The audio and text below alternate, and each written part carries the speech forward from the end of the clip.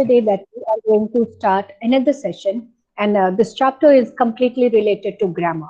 We all know grammar is very important, and when we talk about grammar, most of you have already done, you have already revised, you have already taken lot many number of sessions related to grammar right from your childhood days.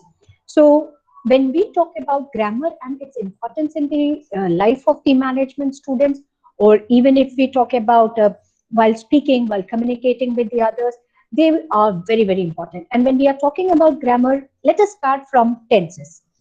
So to give you a brief, let me quickly run through the different parts of speech first, and then we are going to move into the verb part, wherein we are going to talk about tenses.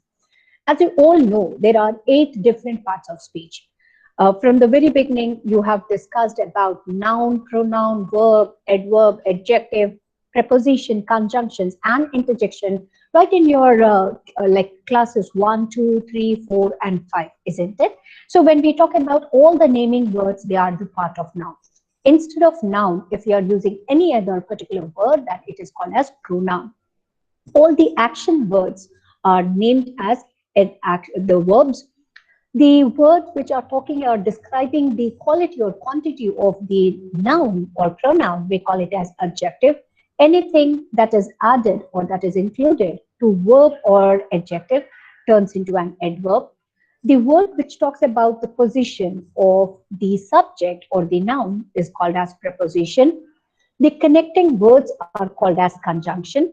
The words which display our emotions and feelings, particularly when we are in shock, when we are in great surprise, those are called as interjection. So when we talk about any object, when we are talking about a subject or when we are talking about an object, we all know that there is a person about whom we are discussing, about whom we are talking. So the person whosoever we are discussing or talking about, if that particular person is into any activity, is into any action, the action will be connected with a time bound, isn't it? You may be talking about the activities that are either done in the present tense or in the past tense or in the future tense. So when we talk about tenses, to give you a brief, that when we are discussing about tenses, tenses are those words which talks about the time in which the action was done, the time during which the action was carried. So when we are talking about tenses, we know we have already discussed in our different classes related to grammar. Your teachers whosoever were teaching you English, they might have taught you about the different tenses. The tenses which are related to present, the tenses which are related to past, the tenses which are related to future. Now, even in these 3 categories, you will see that there are certain actions which are routine based. There are certain actions which are continuously happening.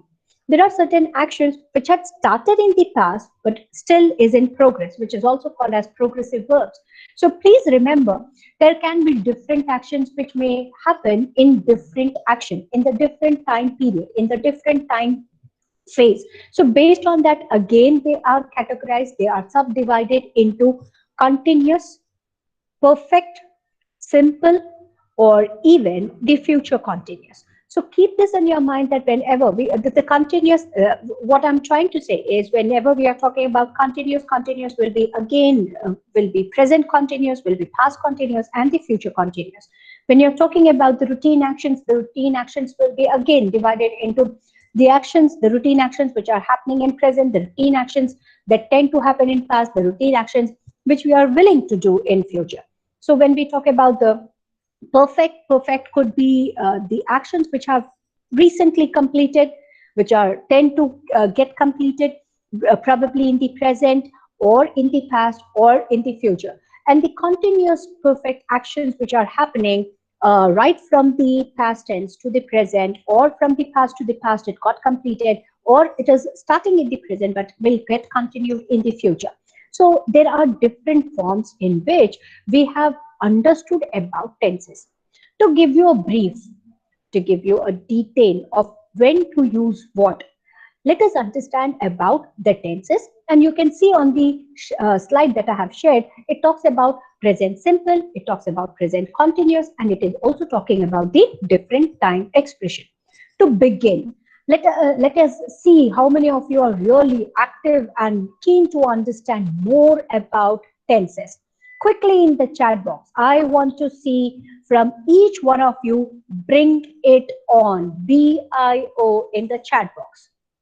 To bring on the new slide, to present the new slide on the chat so that everybody can refresh whatever their teachers might have taught you or told you when you were in class 5th, 6th, 7th, 8th, 9th, or 10th.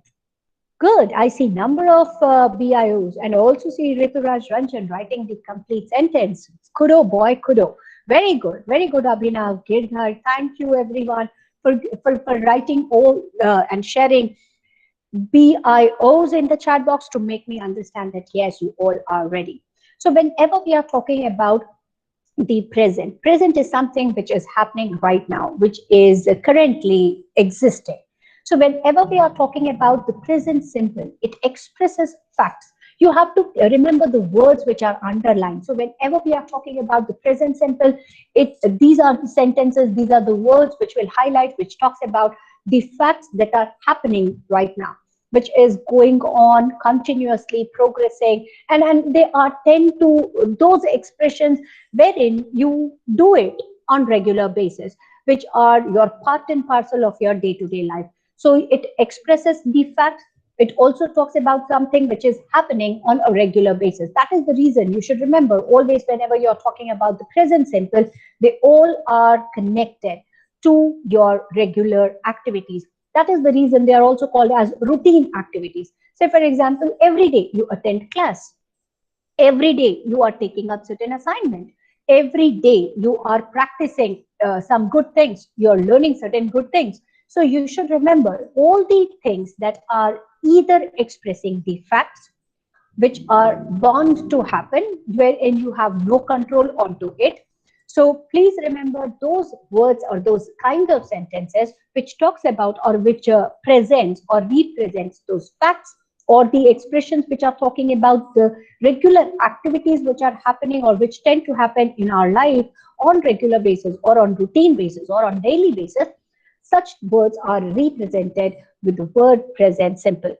Like the common example which you all might have studied about the universal truth that the sun shines every day or the sun rises in the east, isn't it? Every one of you must have done this exercise or this particular sentence. Your teacher might have told you or taught you when she or he was teaching you English grammar, and particularly about the present simple.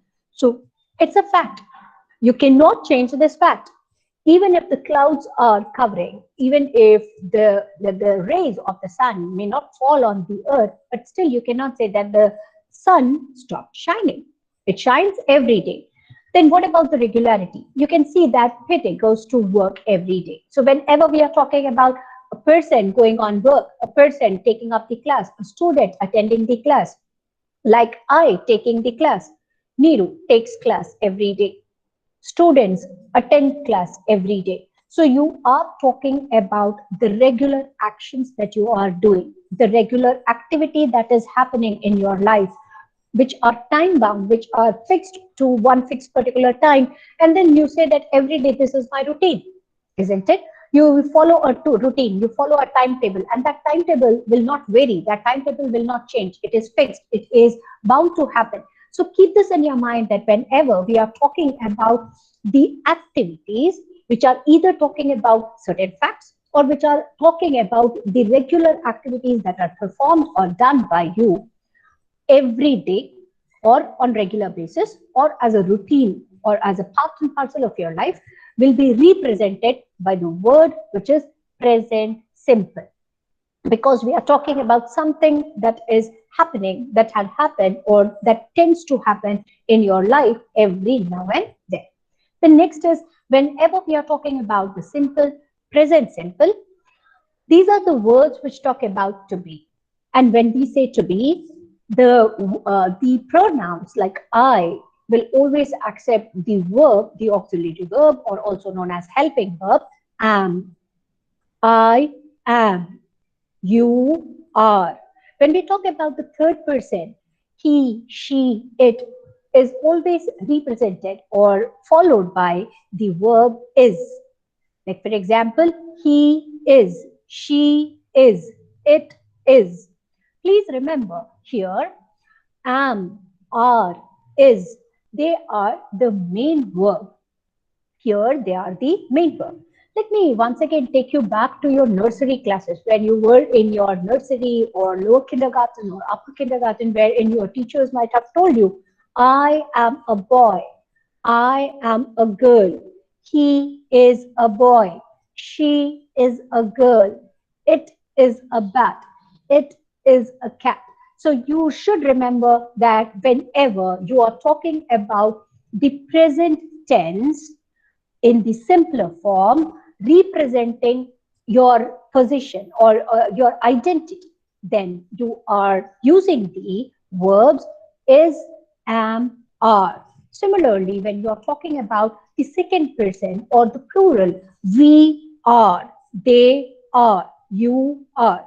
So when you form a sentence, whenever you are forming the sentences, whenever you are framing the sentences, remember these are the verbs where they are the main verb.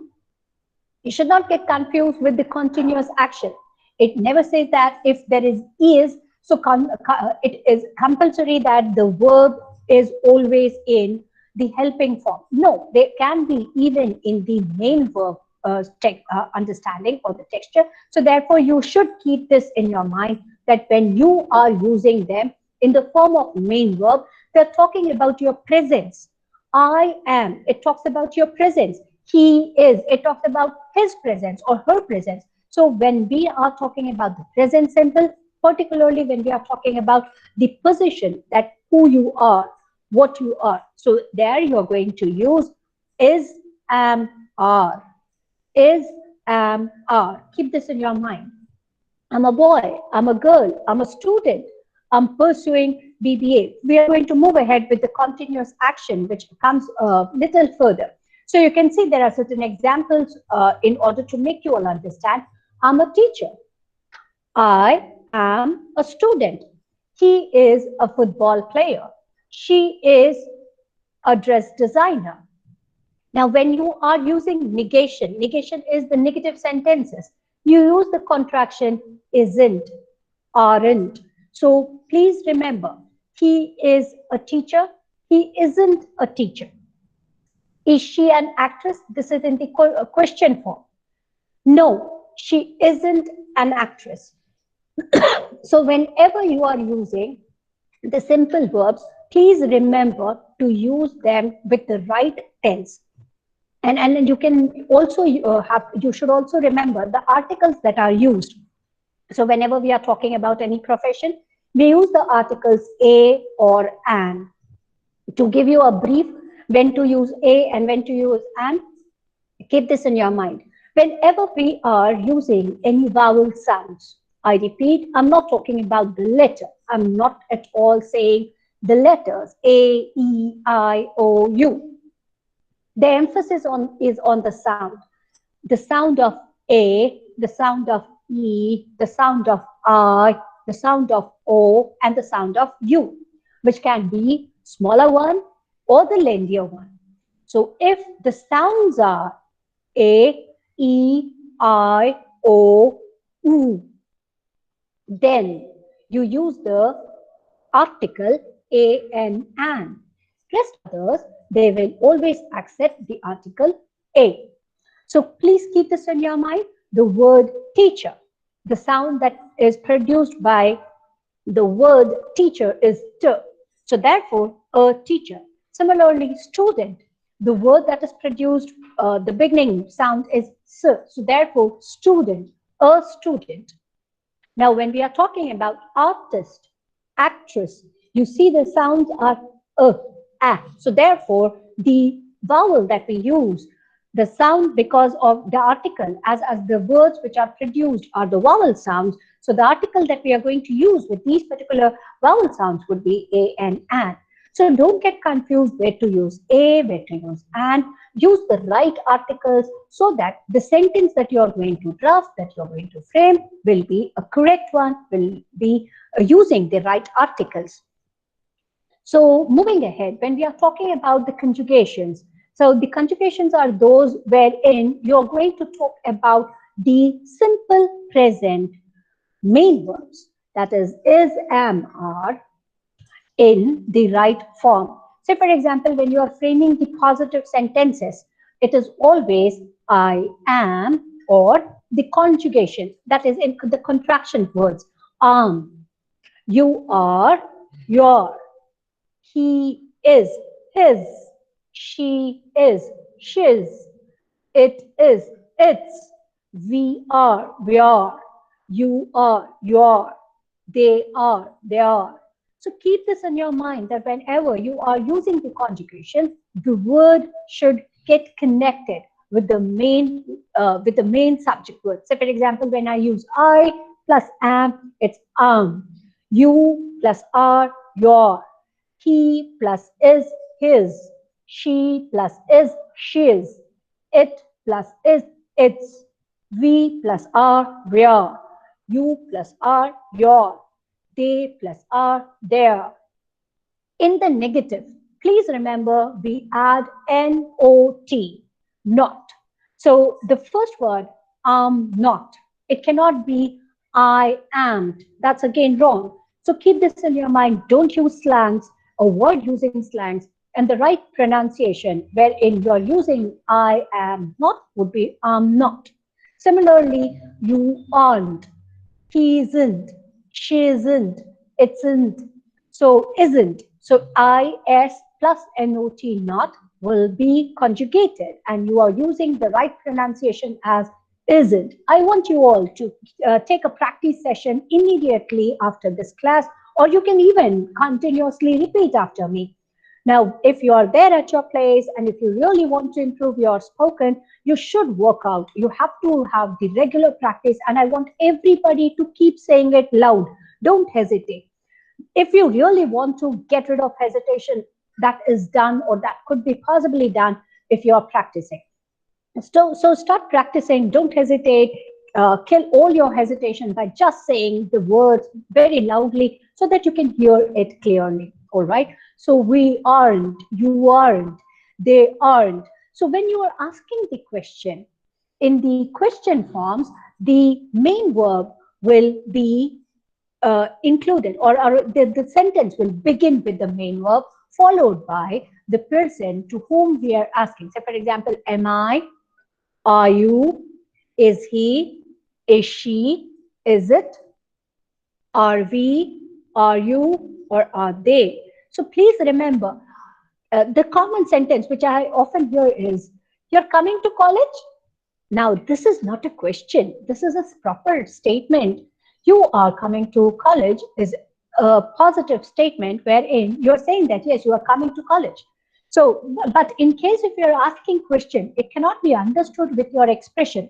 What is it that you have to keep in your mind? The main verb will always come first. So whenever you're using the question words, keep this in your mind. The main verb or the helping verbs will always come first, then followed by the expression, then followed the rest of the words. So moving ahead with the next part.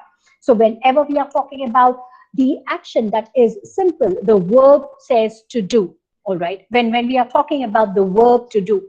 So I do, you do, we do, she does, he does, it does. Just to remember, whenever we are talking about the third person, we always use does.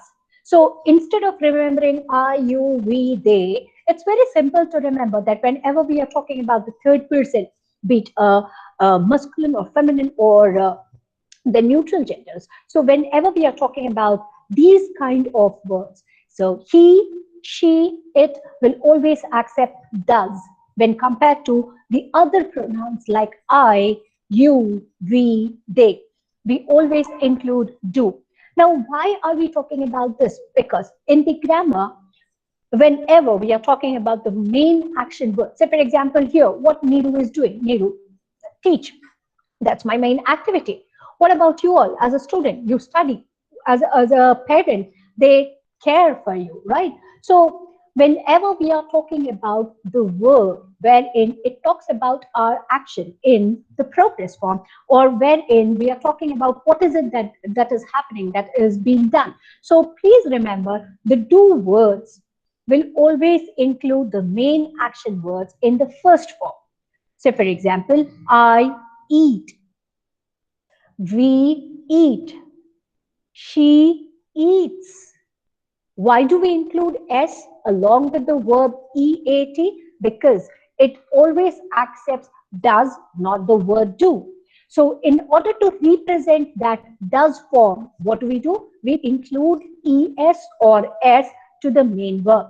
Niru does teach. You cannot say Niru do teach. Niru does teach. So whenever you are giving me the contraction, or if you want to hide up this particular word does, so how are you going to represent it in the form of the sentence? Niru teaches. She corrects. Mother cooks. So please keep this in your mind, that whenever we are talking about the third person, and when we are talking about the verb to do, the things that are that are talking about the main action word, it will always include either do or does. It will include either do or does. Does is added or included with the third person, such as he, she, or it. And whenever we are talking about the first person, that is I, the second person, you, and the plurals, we or they, we always include do. Here are certain examples. I do sports 3 times a week. You don't do your homework regularly. He does like mathematics or math. Do you come here often? Yes, I do. Does he like rock music? No, he doesn't.